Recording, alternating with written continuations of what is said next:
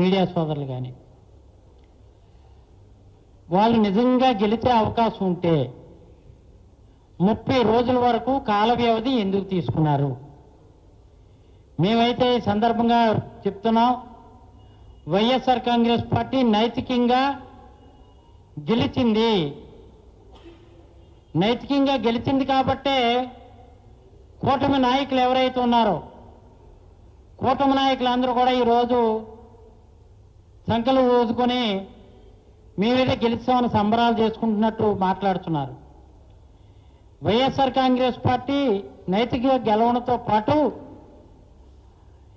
వీళ్ళందరూ కూడా రకరకాల స్టేట్మెంట్లు ఇచ్చే కార్యక్రమానికి మీకు ఒకటే చెప్తున్నా, ఈ నెల రోజులు కూడా కూటమి నాయకులకి ఉచ్చ పోయించింది వైఎస్ఆర్ కాంగ్రెస్ పార్టీ, బొచ్చు పీకించింది వైఎస్ఆర్ కాంగ్రెస్ పార్టీ.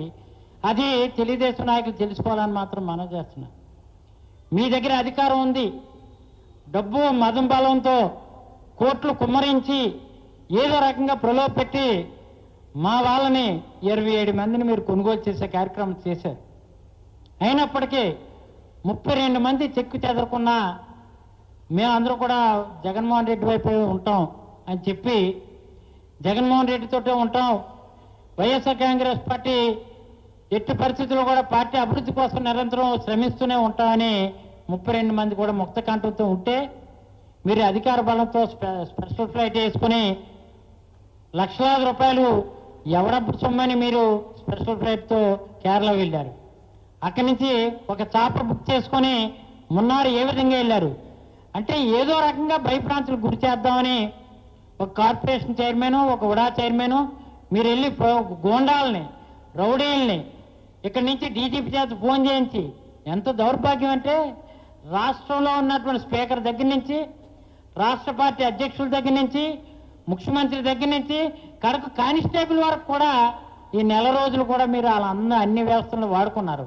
మేము ఎప్పుడు కూడా మీ తాలూకా కూటమిలో ఉన్నటువంటి నాయకుల్ని మీరు ఎక్కడున్నారో మేము అడగలేదే.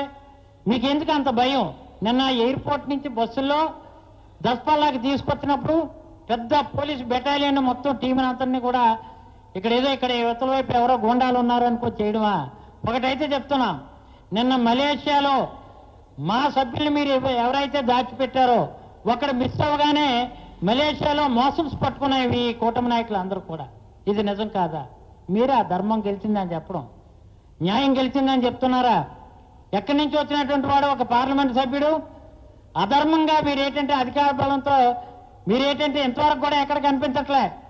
చంద్రబాబు గారు మార్కులు సంపాదించేద్దామంటే రకరకాల స్టేట్మెంట్లు, నగర శాసనసభ్యుడు ఒకడు, పార్లమెంట్ సభ్యుడు ఒకడు, ఒక కులద్రోహి, ఒక యాదవ్ కులానికి సంబంధించినటువంటి మహిళని ఆ రోజు జగన్మోహన్ రెడ్డి గారు అవకాశం కల్పిస్తే, నీతిగా నిజాయితీగా 4 సంవత్సరాలు పరిపాలన సాగిస్తే, ఒక కులద్రోహేమో మా దగ్గర ఇంకా కొలంబోలో ఉన్నటువంటి వాళ్ళు కూడా మాకు వచ్చేసినాం, మేము అట్టి పెట్టామని. మరి ఎందుకు ప్రయత్నం చేయలేకపోయారు? ప్రయత్నం చేశారు కదా, ఎందుకు ఒక్కరిని తేలేకపోయారు? తోక ముడుచుకొని వచ్చేసారు. ఈరోజు అందుకే చెప్తాను, నైతికంగా వైఎస్ఆర్ కాంగ్రెస్ పార్టీ గెలిచింది. అనైతికంగా కూటమి నాయకులు కేవలం 74 మీరు నిజంగా నిన్న, ఈరోజు కాదు నిన్న ఎలక్షన్ నోటీసు నిన్న ఇచ్చినా సరే డెఫినెట్గా నిన్న 2 వికెట్లు మళ్ళీ మీ దగ్గర నుంచి పరిగెట్టుకొచ్చును. అదే ఒక 10 రోజుల ముందుగానైతే ఇంకా మీ దగ్గర ఉన్నటువంటి వాళ్ళు ఏదైతే 74 మంది ఉన్నారో 74 మందిలో 24 మంది మా దగ్గరే ఉన్నాం. మీరేంటంటే మీకు నిజంగా బలం ఉంటే గత నెల 21న ప్రకటించినప్పుడు 5 రోజుల్లోనో 10 రోజుల్లోనే ఎందుకు పెట్టే ఎలక్షన్ నోటీసు ఎందుకు ఇవ్వలేకపోయారు? నెల రోజులు ఎందుకు జాప్యం చేశారు? అంటే మీ ప్రలోభాలకు గురి చేయాలని డబ్బుతో అంతమందిని కూడా జనసేన నాయకులు ఒక పక్క, ధనసేన నాయకులు ఒక పక్క, అలాగే ఇక్కడ ఉన్నటువంటి భజనసేన నాయకులు వేరొక పక్క, టీడీపీ వాళ్ళు ఒక పక్క, టీడీపీ నాయకులుగా చలామణి అవుతున్నటువంటి పెద్దలు కాదు గెద్దలు వాళ్ళందరూ ఒక పక్క, మీరందరూ కూడా కూటమిగా ఏర్పడి ఈరోజు ప్రతిపక్షంలో ఉన్నటువంటి ఎవరైతే మా సభ్యులు ఉన్నారో వాళ్ళ మీద వాళ్ళ కార్పొరేట్లను ప్రలోభ పెట్టి పోలీసు దళం ఒక పక్క చేశారు, ఎక్సైజ్ వాళ్ళ ద్వారా ఒక పక్క చేశారు, ఎడ్యుకేషన్ డిపార్ట్మెంట్ ద్వారా ఒక పక్క చేశారు, వ్యాపారాలు చేయకుండా షాపులు బెదిరించే కార్యక్రమం ఒక పక్క చేశారు, మున్సిపల్ అధికారులను ఏమో పంపించి వాళ్ళకేమో ఇక్కడ షాపులు కొట్టేస్తాం, బిల్డింగులు కొట్టేస్తాం బెదిరించారు. ఇన్ని చేసిన మీరు సాధించింది ఏంటి? మ్యాజిక్ ఫిగర్ ఇందాక మా కన్నబాబు గారు చెప్పినట్టు ఒక 74 నుంచి ఒక్కడనే అధికంగా పట్టుకెళ్ళగలిగారా?